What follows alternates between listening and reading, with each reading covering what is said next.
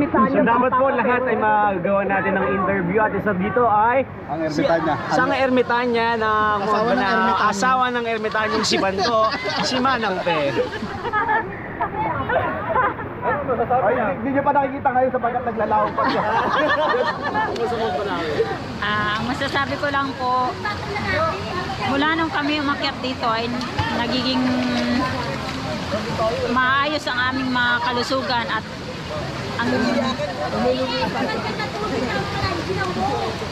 yung taon-taon naming paggaganap dito ay nagiging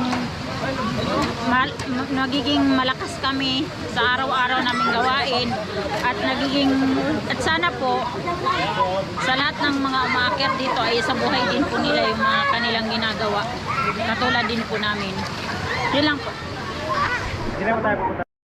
So narito po tayo ngayon para itanong dun sa mga ilan nating mga kasama kung ano nga ba yung kahulugan nitong Mount Banahaw at anong maipapayo nila sa mga kabataan at sa mga pamilya na gustong pumunta sa Mount Banahaw. Tara!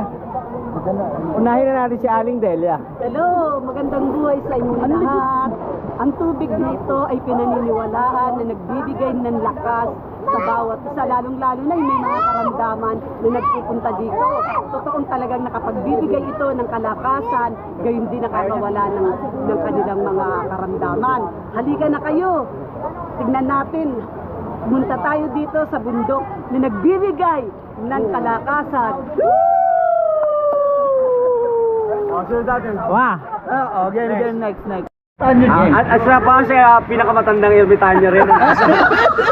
Ay si Kuya Boy, ano bang mamensahe mo at anong maitutulong mo sa mga kababataan na pumupunta dito sa Mount Banahaw? Tulog nga sinasabi na ang bansang Pilipinas ay ang tinatawag na lugar na kung saan naroon ang Diyos ay nananahan. At dito sa Banal na Bundok, dito po ay nilagyan lugar kung saan upang magnilay, magkayos. At sa Banal na Bundok, sa magitan nitong banal na tubig ay malilinis ang lahat ng mga taon na dinanas mo, sakit, hirap at anumang bagay na dinadanas mo. Subalit sa magitan na banal na tubig ay mahuhugasan. At tulad ng sinasabi kami ay hindi bago kundi luma. At sa pamamagitan namin may babagong darating na henerasyon at binuhubog na namin sa pamamagitan ng batang ito.